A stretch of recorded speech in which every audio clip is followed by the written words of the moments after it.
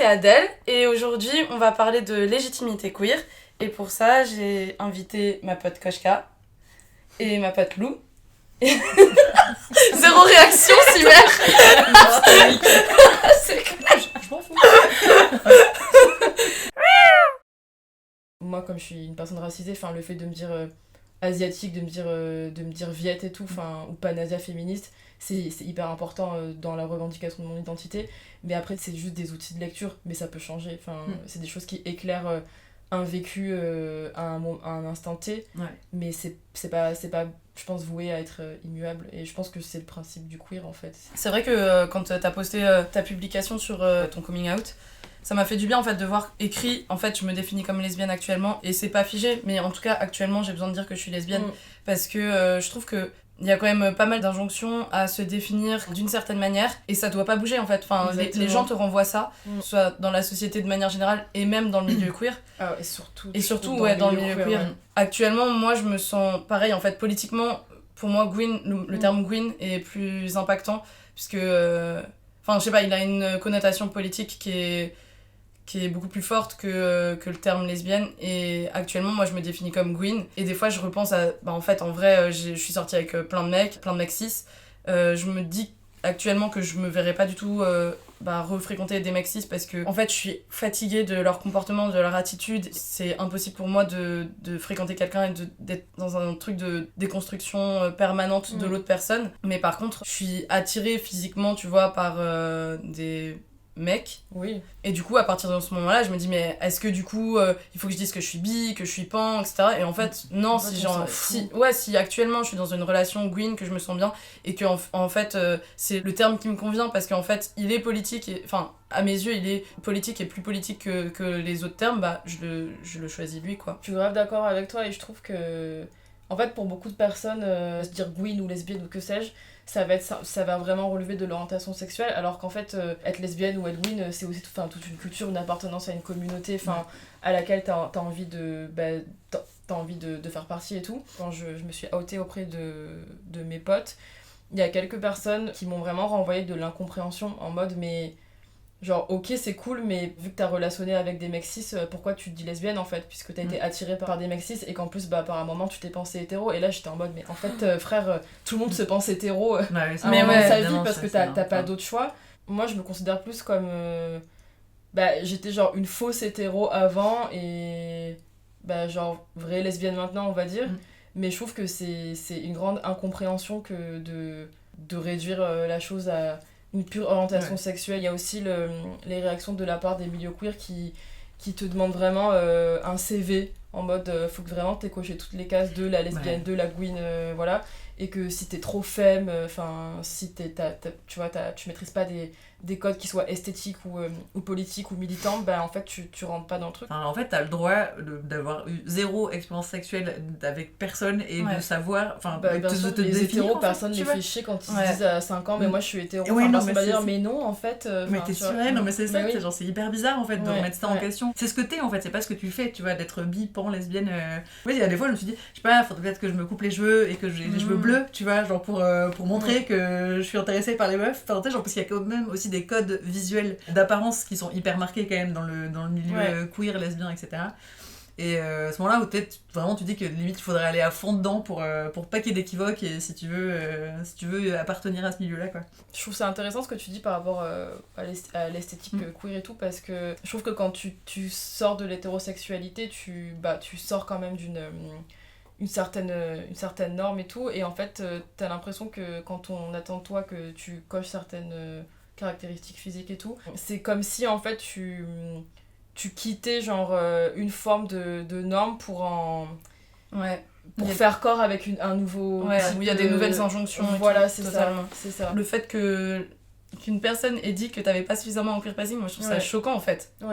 Ouais, c'est hyper violent, surtout que quand t'es déjà dans des dynamiques d'illégitimité queer et tout, où tu te fermes toi-même la porte et tout, et qu'on te dit en fait avec tes cheveux longs, parce qu'avant j'avais les cheveux très longs, tu fais grave hétéro, je pense que c'est grave, moi je trouve qu'il y a vraiment un problème quand même aussi dans le milieu queer avec ça, c'est ce truc de il faut cocher les cases quand même. Comme tu dis, en même temps ça te sort de la norme hétéro, mais par contre comme tu sais, il faut quand même rentrer dans une autre norme, quoi. Genre, moi, très souvent, je me dis, mais en fait, je sais pas si j'ai le droit de dire que je suis queer, enfin que voilà, je suis trop conventionnelle en fait. Bah, en plus, je suis en relation hétéro, je fais un boulot qui est chiant comme la mort, je coche toutes les cases de l'hétéro très. Ouais, voilà, c'est ça. Parce qu'en vrai, je dis que je pense que je suis bi, je suis surtout en fait. Enfin, queer en fait, c'est ça, je suis vraiment queer. Parce que c'est ça, c'est politique en fait. Queer en fait. Puis c'est englobant et ça permet de pas figer. Enfin, si t'as pas envie de figer quoi que ce soit. Je suis en relation hétéro, donc ça m'empêche rien. Enfin, tu vois, le fait d'être queer, ça a pas de prise sur ma vie, quoi. Ça m'emmerde pas au quotidien, ça m'opprime pas, etc. Du coup, j'ai peur de pas être légitime de le dire, quoi. Mais moi, c'était des questions que je me posais vachement, justement. En gros, l'illégitimité queer, je me pose encore des questions maintenant. En vrai, ça va de mieux en mieux parce que je politise mon discours et donc du coup, je me dis, oui, en fait, j'ai le droit de me définir comme Gwyn, même si je peux être attirée par des mecs, etc. Mais pendant longtemps, au début de la relation avec Archie, je me disais, ouais, mais est-ce que vraiment je peux dire que je suis Gwyn, nanana. Et par contre, tout le temps où j'ai relationné principalement avec des mecs cis, j'avais du mal vraiment à me définir comme bi ou pan parce que j'avais l'impression que c'était vraiment un 50-50 et en plus il y a tellement de biphobie dans le milieu queer, faut en parler hein. Non mais voilà, c'est ça, c'est que en fait t'oses même pas dire que t'es bi parce que sinon il faut vraiment que tu donnes tout ton CV et quand j'avais du mal à me définir comme bi, j'étais chez une pote, il y avait une autre pote à elle et cette autre pote qui est Gwyn a dit des trucs biphobes pendant 45 minutes en présupposant que moi j'étais Gwyn parce que en fait, tout le monde dans tout le monde dans la communauté queer pense que je suis Gwyn. Et donc, du coup, elle disait des trucs du genre, moi, les bi, je sortirai jamais avec. Les meufs bi, elles ont le privilège d'aller avec des mecs. Et puis, c'est ce truc de, les bi vont voir ailleurs tout le temps. C'est ultra violent, c'est hyper sexualisant. Mais c'est horrible. Oui, non, mais c'est ça, il y a ce truc de genre, on n'est pas fiable. Parce qu'on. Enfin, moi, c'est un truc qu'on m'a dit, non, mais en fait, c'est que vous savez pas vraiment ce que vous voulez. Enfin, tu sais pas ce que tu veux. Ou t'es lesbienne, mais t'oses pas l'avouer. Ou en fait t'es hétéro mais genre hétéro-curieuse, tu vois, genre c'est juste parce que c'est fun et tout, genre enfin voilà. Il y a plein de trucs comme ça et c'est vraiment plus les personnes du queer que mes potes hétéros totalement d'avant qui m'ont sorti ce genre de choses quoi. Mes potes hétéros quand je leur ai dit que j'étais avec des meufs etc ils étaient là genre en fait on a toujours su que ça allait arriver tu vois. Par contre dans le milieu queer ça c'est con mais au derby le nombre de fois où on m'a dit non mais en fait t'as juste envie de tenter comme ça mais et en plus comme je me suis remise après avec des mecs aussi c'était genre ah bah tu vois. Mais moi en fait du coup j'assumais pas parce que je me disais c'est sûr en fait on doit se dire que je me questionne et en fait t'as pas le droit de te questionner en fait faut que tu sois sûr et en plus dans le derby c'est cool mais c'est vrai que t'es vraiment entouré de personnes qui sont sûres de chez sûres depuis le début et du coup toi t'es là bon si tu te retrouves pas dans ce narratif c'est... Moi, quand je me disais bi par un moment et tout, j'avais grave ces questionnements, le sentiment d'illégitimité qui est ultra permanent. Et récemment, je parlais de ça avec une pote qui se dit bi. On parlait de l'identité bi et en fait, justement, elle me disait que contrairement à la culture... je trouve quand même qu'il y a une vraie culture lesbienne et même beaucoup de recherches en fait tout simplement en sciences sociales sur les lesbiennes. Il y a pas de culture bi, il n'y a pas de représentation bi, d'identité bi en tout cas qui soit radicale. Et du coup, elle me disait qu'elle se sentait hyper ok avec son identité de bi depuis qu'elle avait décidé à titre personnel de radicaliser et repolitiser son identité bi dans le sens où elle me disait en fait moi ce que j'aime chez les personnes avec qui je relationne c'est leur vibe queer et c'est le fait qu'on transgresse la norme ensemble et tout. Si je suis bi et que moi ce qui m'intéresse c'est les vibes queer c'est que je suis politique. Si je me définis comme Gwyn aujourd'hui c'est parce que certainement que je me reconnais plus dans une identité qui est existante, visible et la culture dans une culture qui est existante et visible. C'est un peu nul je trouve dans le milieu queer d'être bi-ban. C'est ouf. genre t'es là juste pour essayer d'être là tu vois. Enfin, moi j'ai l'impression qu'il y a un truc qui est perçu comme pas radical alors que il peut y avoir la radicalité dans le fait d'être bi en fait. C'est vrai que j'avais pensé à ça mais c'est ça en fait j'ai l'impression d'être genre le vilain petit canard du truc tu vois c'est genre en fait tu t'es mis cette étiquette là juste parce que tu veux faire partie du mouvement quoi. Pour le coup moi j'avais du mal à me définir comme bi.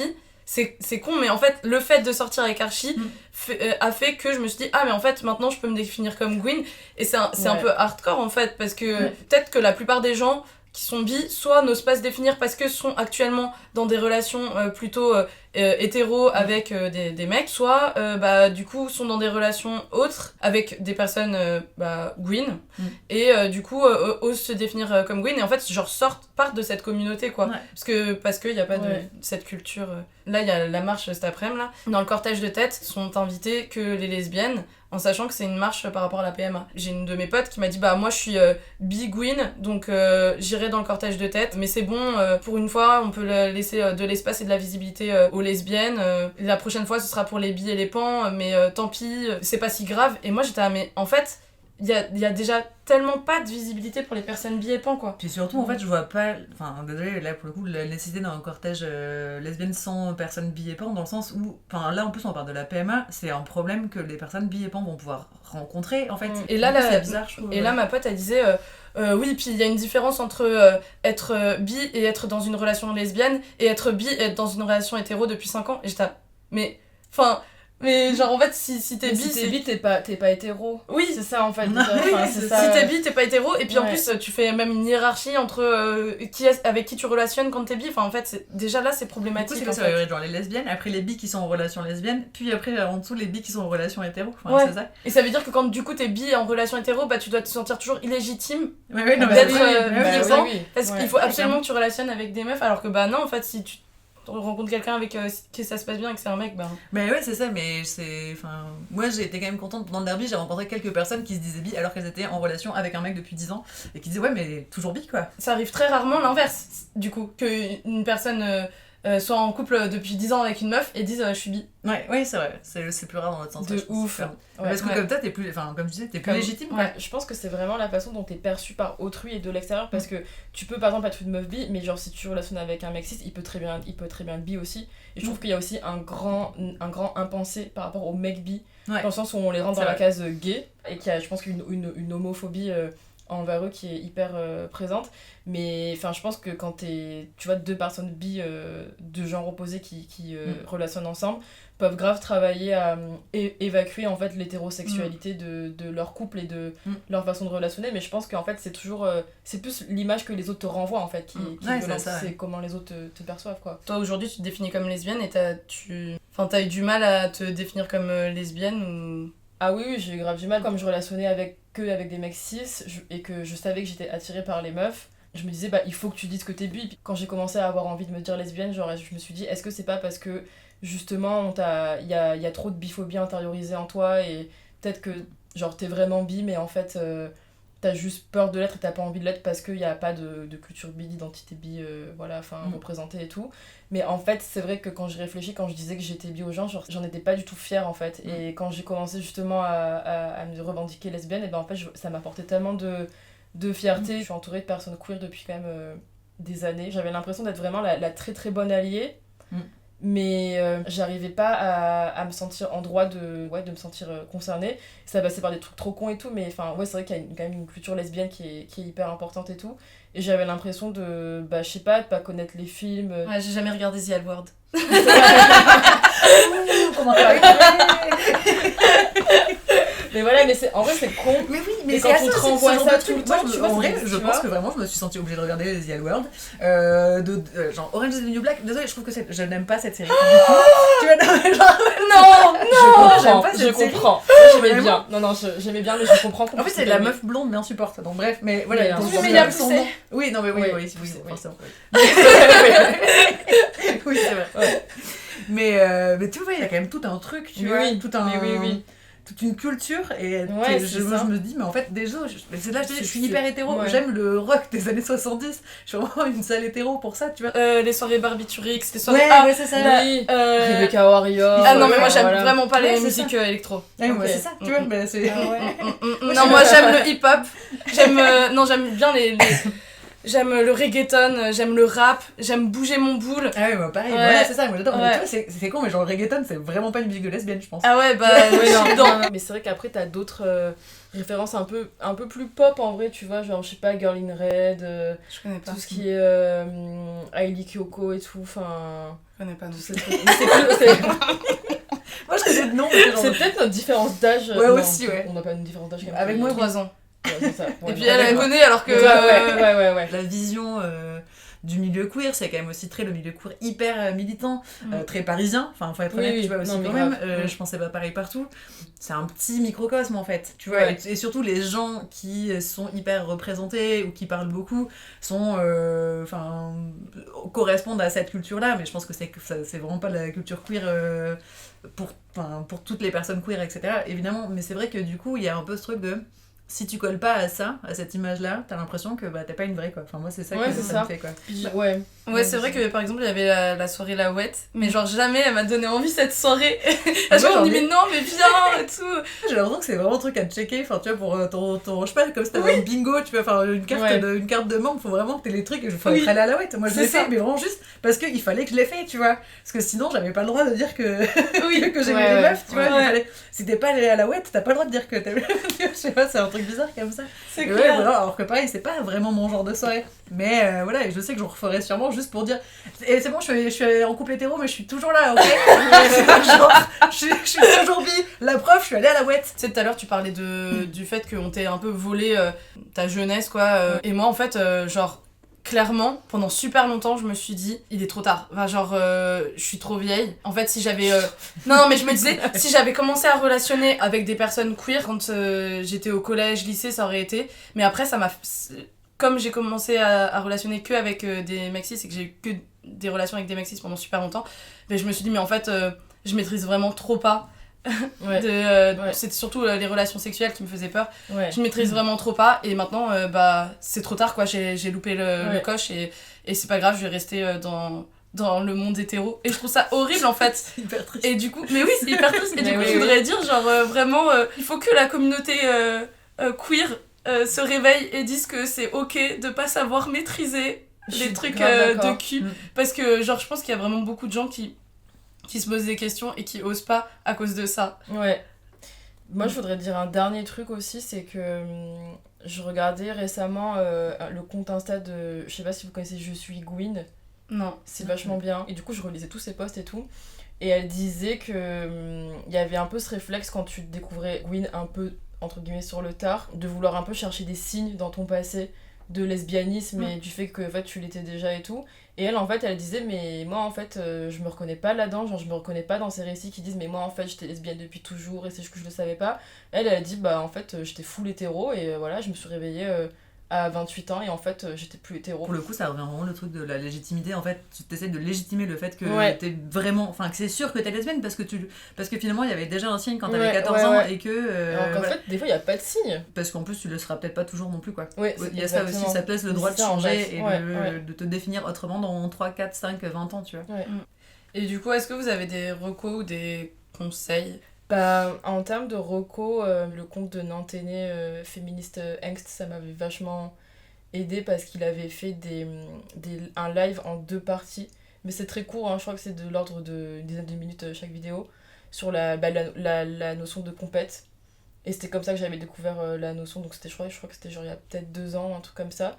Et moi, ça m'avait fait grave une claque quand je l'avais vu et tout. Il avait fait aussi énormément de stories qu'il a épinglé sur l'illégitimité queer d'ailleurs, je crois, ou le gatekeeping en anglais, avec énormément de témoignages de personnes queer qui se sentaient pas légitimes, et c'était hyper intéressant, mais il y en avait vraiment énormément, et en vrai c'est super triste de lire ça, parce que tu dis qu'il y a plein de bébés queer qui ont trop envie de l'être et qui le sont et tout, mais qui osent pas, et voilà. Après l'article de Adrienne Rich sur la notion de compète, c'est super intéressant. C'est le truc qu'on a dit un peu tout le long, peut-être que la communauté queer essaye de laisser les gens en questionnement, en fait.